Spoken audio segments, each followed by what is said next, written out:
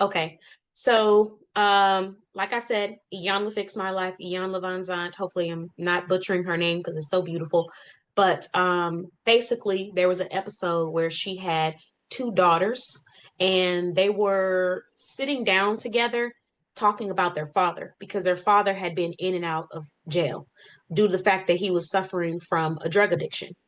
And during that time, he would always promise them stuff. He would always say, hey, I'm going to, I'm gonna make sure I fix this. I'm gonna make sure I stop this. We're not gonna go through this anymore. I'm gonna change my behaviors. He would always promise them things, and he wouldn't necessarily be able to follow through with them. My screen a little bit blurry. Hold on. I guess it's just the computer, but he wouldn't always be able to follow through with them. And so basically he would leave these daughters feeling brokenhearted. They would feel like they put all their trust into this man to come and be who he said he was going to be, and then he didn't actually follow through. And when she was asking the women how they felt about it and how it affected them, one of the daughters was struggling to even voice that it was hurting her. She didn't want to. She kind of was being soft about it, almost like she was trying to be understanding to him. And it's okay to be understanding to other people. But what Iyanla said next, it just stuck with me since I've seen that video. And she said, vote for you. And obviously, it has nothing to do with politics. It's about being a representative for yourself because no one else is going to do it. Setting those boundaries for yourself because no one else is going to set them. And there's two sides of this that we have to think about. The first side is that no one is responsible for setting those boundaries, right? We are responsible for setting the boundaries. We are responsible for keeping the boundaries. And I'll give an example of that in a moment. But another thing too is just like people can't read our minds. They don't always know. And when you consistently try to pamper or cater to them, and at the cost of hurting yourself and minimizing your own emotions, you tend to always end up with the short end of the stick. And so, an example I can attest to that would be, well, I can attest to that with an example. I would say I had a good friend of mine, and during the time where I was working a lot, I had issues with like just stopping working, like really bad issues. Like I would stop working, and then I would go back and be like, okay, this needs to be done, or okay, these tasks need to be sent out, or okay, give me updates on this client. Like I just kept going. And even before I had an assistant or a branch manager, I was working nonstop on the clock. People would be messaging me at 12 a.m. in the morning, and I'll be responding to them at 12 a.m. in the morning about a question on during a consultation, or oh, what color did you say I need to wear for that video at 12 a.m. in the morning, or at 8 p.m., 9 p.m. at night, getting a text message saying, "Hey, I have questions. How do I get in this portal?" At 8 at night.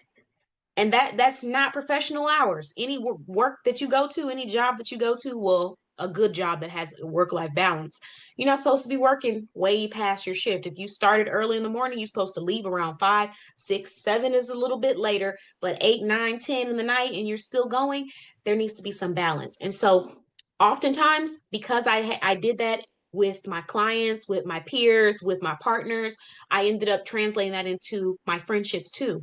So whether my friends own businesses or we're thinking about it, we'll be having conversations about business and stuff. And I really was like completely depleted, like tired. I need to go lay down somewhere, but I'm still trying to have the conversations. And so I changed my boundaries. And when people wanted to have those conversations, I said, okay, I'm really excited for you. Let's sit down and let's book a time and we'll talk about it in a consultation. We'll sit down and we'll discuss it. Um, and one of my friends felt bad about that. She was like, man, I feel so bad. I feel so bad. Like, I'm sorry if I ever like, pestered you because I did that. And she didn't do it a lot. In my opinion, I mean, it's me that she was doing it to. So she didn't do it a lot. And it was only one time. And when I communicated to her that I only take care of business stuff when I'm going to log in to check my email or check my assistant updates or check the portal, she started making sure she sent all information and updates to my business portal. And so she did it. And I was telling her, I never had any anger towards you. The only frustration I had was with myself for not being consistent with setting those boundaries. And so even in the moment where I wanted to get upset at somebody, not necessarily her, but like get upset at a friend or get upset at a client or whoever, I had to ask myself, is this someone who has intentionally done things to me to try to hurt me or harm me or be negative? And in many cases, they weren't. So that means that obviously their intention isn't negative. And so for me to be upset with them about a boundary that I'm not setting for myself or holding myself accountable to or being consistent with is a little bit unfair because we're human and we forget things. You could tell me, and I've even explained this in consultations. I'll be sitting down having a consultation and somebody will be like, oh yeah, because we're gonna do this color and that color. And I'm like, hold on, I'm pulling up the notes because I got multiple clients. So I'm not gonna remember the exact color that we said for every single part of this project. There's things I'm gonna have to pull up on these notes. And it's the same thing in your personal life. If you tell your friend, oh yeah, after 5, I'm not available, eventually they're gonna get it. But for the first couple of times, they might not get it. And if you don't consistently tell them, then that's on you. You can't be mad at them because you said after 5 I'm not really available, and then they texted you after 5 about can you come work, and then you said yeah I'll come work. What are you expecting? Like it's not making sense. It's not matching. So you have so much going on in a day. I got 4 different businesses. I can't expect people to be able to keep up with every single policy from every single business, especially if they're a client of all 4 of my businesses. So, we really have to be consistent in communicating, not expecting people to read our minds, but we also have to be consistent in the boundary that we set and vote for you. So that means if there's something that you're not comfortable with, if there's something that you're tired of, there's something that you just simply can't do, vote for you. And don't feel bad about doing it because you're not being disrespectful. You're not hurting someone. You're not intentionally trying to attack someone. You're simply letting them know what boundary you're setting and why, if you feel like you want to let them know why. But you don't have to. But if you feel like you want to let them know why, you can let them know why. And I've done it with friends. I've said, I don't talk business anymore outside of consultations because I'm tired. Because you're my friend, so hopefully you get that. I've done it with clients. I don't talk business outside of consultations because there's too many people to keep up with, and my brain can't. I feel like that's pretty clear. Now, do I have to do that? No, I simply say, hey, this is where we'll discuss our business. So go there and let's set a time for us to sit down and organize time where we're intentional about this business. I've had to do that because I've had situations where some people, like I told you, there's some people who really just don't think about it and they're not intentionally trying to be negative towards you with whatever boundary you set. But there are some people who unintentionally take you for granted until you stop giving what it is that you're giving and you stop overextending. And then they realize just how much they took you for granted. So a perfect example of that would be in the past, when people wanted to talk about business, they'd be like, oh, I just had a business idea pop in my head. Let's talk about da da da. I would just be going with them and going and going. That got exhausting quick because when either the business ideas don't get followed through with or it doesn't seem like they're really taking my time seriously, now I'm frustrated. I'm frustrated about something that they never asked me to do to begin with. They just had a conversation. They didn't ask me to go dedicate my extra time to all that. They just started talking about the thing, and I could have just said, oh, that's awesome. If you want to sit down with me, let's book a consultation because I'd love to do it. And then left it at that. But instead, I consistently gave my energy and extra time. And, oh, what do you think you might need for that? What colors do you think you want to do? We could do this. We could do that. And then I'm upset with them because I've pushed myself further than what I needed to in that situation. So vote for you is the message of the day in the motivation room is simply remembering to put yourself first in every area of your life. And I'll continue to do that for myself. Does it mean that you have to be mean to people? Like I said, no. But in every area of my life, I've made it my mission to make sure that I'm voting for myself every time. Because when I vote for me, I'm going to be able to take care of the people that I want to take care of and support. When I don't vote for me, I'm no good to those people. The people that I'm working so hard for, the mission that I'm working so hard for, the dreams that I'm trying to achieve, I'm no good to that when I'm not voting for myself and being my biggest advocate. So in personal life, with personal friendships, I got to vote for me. I'm sorry, what you're doing is not aligning with what I'm trying to do. So when you got something different, we can meet up. I'm sorry, I'm tired. I need to get some rest. So maybe we can hang out another time. I'm sorry, I'm on a budget and I can't spend that much money because I got to invest that into my business or I got to invest that into this. So whenever you want to just walk around the park, we can walk for $0 for the free. We could do that. But right now, I'm not trying to be spending extra money on bottle services that I'm not even going to drink out of because people are nasty anyways. So all of that keeping up with the Joneses and stuff, I'm just not going to be able to do it. Um, I mean, really though, how many times like we go somewhere and then you think to yourself, I could have gone without this. You know, like this isn't something that I needed and it wasn't worth my money. Have you ever felt that? Like when you go out somewhere, like, dang, I spent X, Y, and Z and I could have just made this at home. Yeah, I'm not in the mood for that. And even when I am in a place where I feel like I could put a little extra towards that, I'm still never gonna be in the mood for it. So I just have to be clear with my friends and hope they understand that. Same thing with family. I love you and I care about you, but I'm not doing this anymore because I'm tired and I'm not going to keep going back and forth because I'm crazy now at this point. You know, they say the definition of insanity is doing the same thing over and over again and expecting a different result. You're just putting your setting yourself up for failure. So you know that when you try to do this with this person, it always ends like that. You would be insane to keep trying to do this with this person. So now it's just time to accept that that's just not the thing to do with that person. And that's how I had to look at it with family. And it has helped me tremendously because I've been in some really tough places where I just felt so much anger and resentment from feeling underappreciated by people that I have not done anything to. You know, you ever sit back and have to ask yourself, did I do something to you besides support you or help you? Have you ever had to do that? Like when in a relationship and say, did I do something to you besides uplift you, support you, show up for you, be there for you, be the person you could call when you couldn't call nobody else?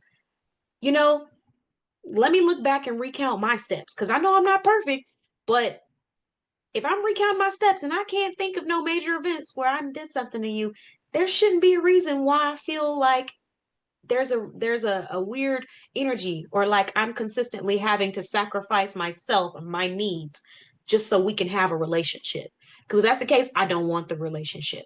And so that's how I've had to look at it with family stuff and then business and romance, same thing. Like business, you love people. You love spending time with them. You love talking to them. You love all that. But at the end of the day, we can't let our emotions run our business because that's what gets businesses closed down to the point where you're not able to run the business. I can't tell you how many conversations I've had with business owners who are no longer in business that I've said, you got to stop. You got to change your behavior. You got to change the price points. You got to start charging people. You got to stop doing favors. You got to plan out if you're going to give something away for free. I don't know how many times I said it. And then a couple months later, I'm scrolling through to try to see if I can find their products or see if I can refer somebody to them, and they're closed down because you've given everything away. And the same thing in romantic relationships. No matter what level of a relationship you're in, I'm speaking to anyone. I mean, it's all ladies here today and you know it's Boss Babe blog, but at the end of the day, this goes to anyone who's in a relationship with a significant other. You can never put another person above yourself. You always need to put yourself first because when you put yourself first, you can take care of that other person. When you are not prioritizing yourself, not only are you not going to be able to take care of them, but you start to lack in areas that you didn't ever really lack in. And when you do that, ironically enough, the person who's expecting you to put them first usually ends up not being attracted to you anymore or not giving you the same respect or energy. And it's such a sick game that, you know, people psychologically play, but it's an unfortunate reality of relationships and psychology. You get into a relationship with a person, you give them your all, you show them that you're just here to help them in any area that you can. You even stop taking care of yourself. You stop doing those things for yourself. You put your dreams or whatever it is that you like to do on the side or on hold to focus on that person. And that same person that you did all of that and gave all that energy ends up being the same person to act like it's not a blessing to be with you or in your presence. So it's like all that energy that you gave, all of that sacrificing and losing yourself, all for someone who almost you don't even know if y'all even gonna stay together now. That's been the case for so many people in different stages of their relationship, especially in the dating stage. Like you dating somebody, you put your all into them, and then things end up not working out, and now you've given your all to this person. You have to start all over from scratch. Put yourself first so that when people start playing games, you can lead them with the toys. Okay? I said what I said because I can't tell you how many times I felt like, oh, I like this person. They're so great. They're so this. And I decide, let me just immerse myself a little bit more into their world. Let me support them a little bit more. Not lose myself, but support them. And as soon as I start to really support and try to show up the way that you would do with a team member or a partner, um, they start losing their marbles. And sometimes they do that because they think that they're the only option. They think that they're your only option. That's what they think. So when you take care of yourself and you put yourself first, you can leave them back in that dustbin where they need to be based off their actions. That's just that's what we have to do sometimes. Okay? Yeah, it's not pretty, doesn't sound cute, but I'm just letting everybody know, whether you're a man or a woman, sometimes people just get besides themselves, and you have to remind them and you have to vote for you. So get yourself together, whatever it is, emotionally, if you're going through something, start getting to that therapy faster, more often. See what you need to do to get more if you have to. Don't tell anybody about it. You don't even have to tell the person you're dating about it, because it's really doesn't have to be their business until you feel like you're ready to tell them. But get yourself together. Don't be too vulnerable with people. Take care of yourself first so that if you do decide to be vulnerable and they don't appreciate that, you can just walk on, get on up and go. And it doesn't matter what area, what stage you're in your life. You should always be around people who appreciate you. So that is my message for the motivation room. Vote for you. Take care of yourself. Put yourself first. Your health needs to be first priority. Are you taking care of your fitness? Have you gone to your doctor's appointments?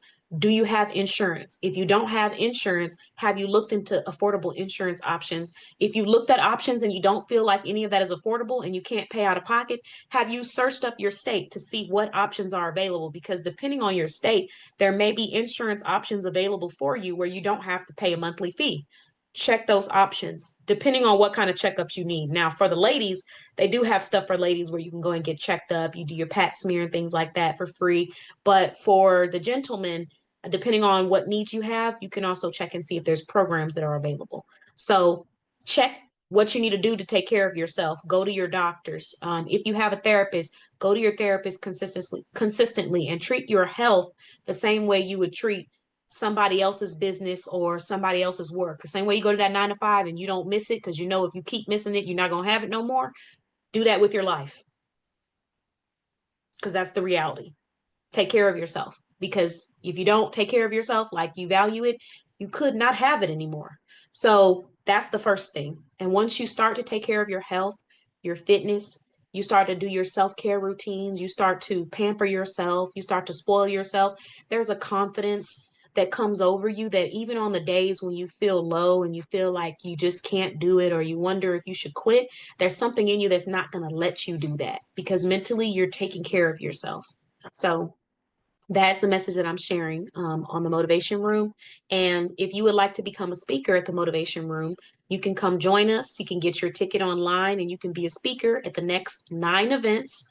And then we will videotape your speech and we're going to share it on our platforms and in our communities so people can be able to hear your message. And most importantly, you can come and join the community and post about your message, about your business, about how to be successful. But this isn't the success room. This is the motivation room. So that's what this video is going to be sticking to. And you won't get all of the speech if you're watching the speeches. You'll just get snippets of them. You have to actually join the room to get all of it because like right now I'm about to go off recording and we're going to talk about this further amongst each other. So if you want to really be a part of that experience, then you can just come join us in the motivation room. Your tickets are $20. For the first 10 people who purchase one ticket, you will be able to come to 10 rooms. So hopefully you can do that. And let's go ahead and get into this conversation.